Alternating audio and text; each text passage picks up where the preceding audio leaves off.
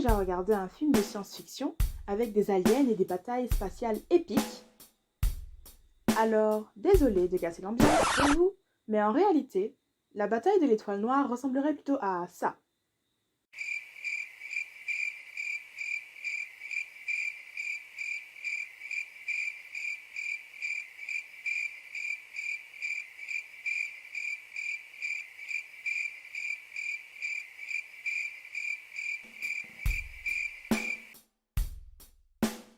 Beaucoup moins épique, n'est-ce pas?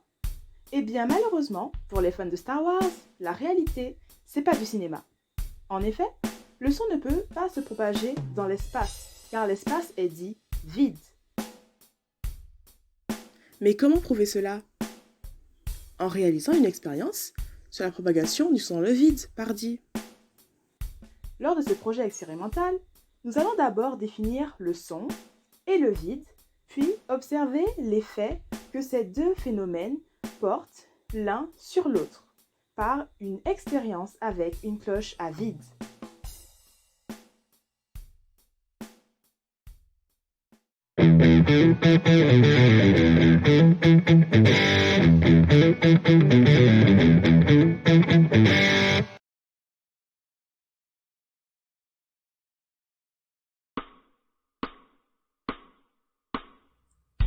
Dans un sens purement scientifique, le son serait une perturbation de la matière, se propageant dans un milieu élastique.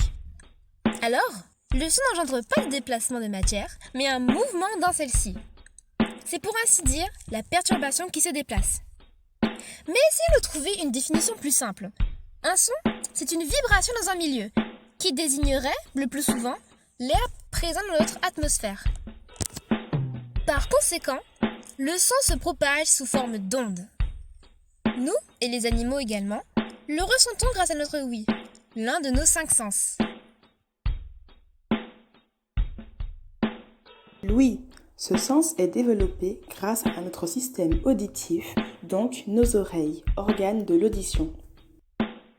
Notre système auditif est complexe.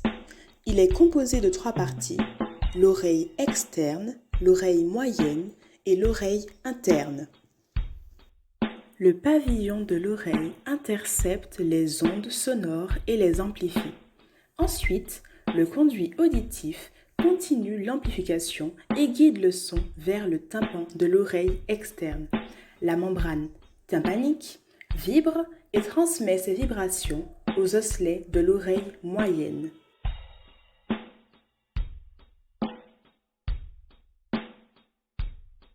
Les mouvements de l'étrier activent une compression du liquide de l'oreille interne.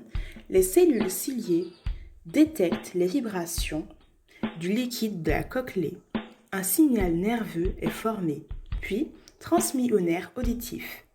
Le son est alors perceptible au niveau du cerveau.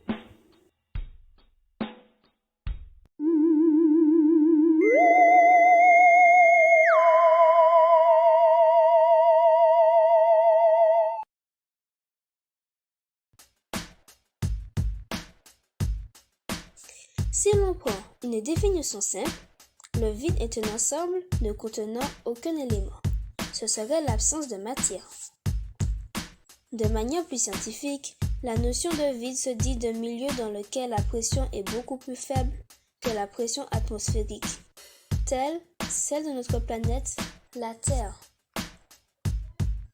Dans ce sens, le vide n'est pas l'absence de matière, mais seulement sa déplétion, qui est la diminution de la quantité de matière, de particules, comme dans le vide interstellaire, dans une cloche à vide.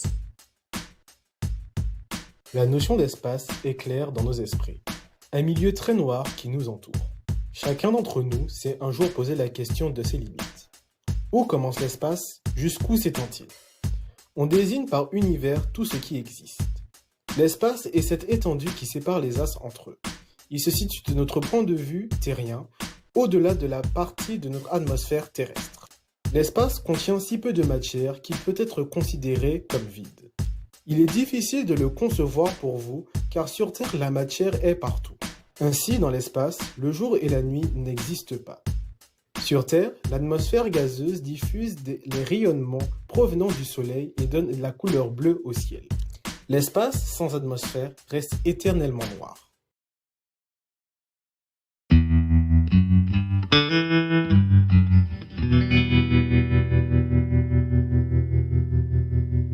Pour réaliser cette expérience, il nous a fallu un matériel de pointe. Premièrement, une enceinte Bluetooth reliée à un téléphone. Puis, un autre téléphone muni d'une appli fournissant un décibelmètre pour indiquer le volume et un fréquencemètre pour la fréquence. Et puis, une cloche à vide avec sa pompe. Nous avons choisi un son à haute fréquence, un son à basse fréquence, pour savoir si le vide aurait des effets différents selon la hauteur du son, et une musique que les fans de K-pop reconnaîtront sûrement.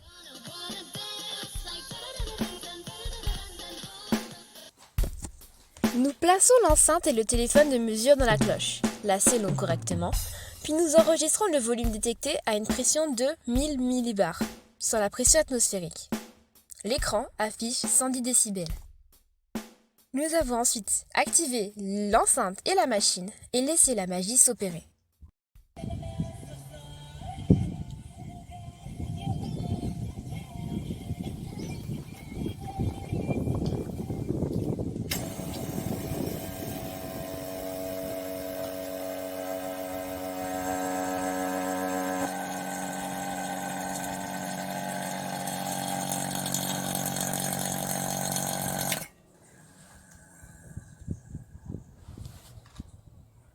Plus la pression diminuait, moins la chanson s'entendait. Le nombre de décibels que captait le décibelmètre s'est grandement réduit. Et regardez ce qu'il se passe quand on repressurise la cloche.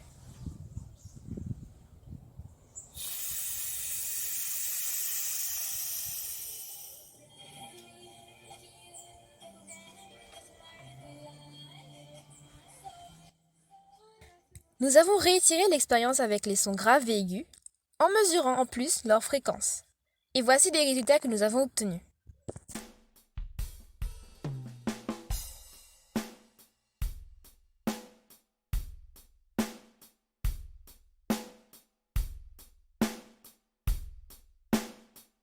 Les courbes, elles parlent d'elles-mêmes.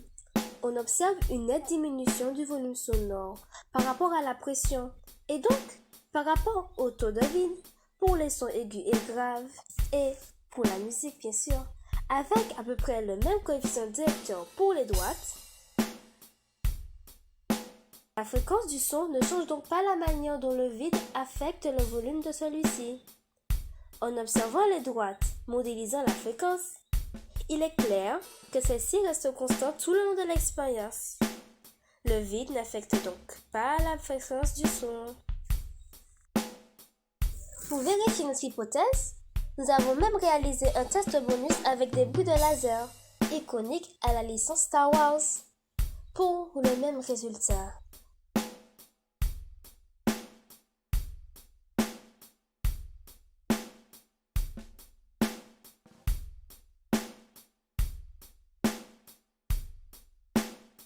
Mais une question se pose. Pourquoi? Expliquons donc ces résultats. Comme dit précédemment, le son est une onde qui se propage dans un milieu. Une onde qui résulte de la perturbation de proche en proche des molécules du milieu de propagation. Or, le vide est considéré comme l'absence de molécules en quelque sorte. Le son n'a donc rien pour se propager. En ces conditions, la perturbation de l'onde ne peut pas atteindre nos tympans et les faire vibrer pour produire ce qu'on interprète à du bruit. Ainsi, les batailles interstellaires des films, si elles arrivaient dans notre monde, auraient plutôt l'ambiance d'un dimanche après-midi à la bibliothèque. Nous espérons que cette vidéo vous a plu. Pensez bien à vous abonner et à mettre la cloche pour d'autres contenus de ce genre. À bientôt!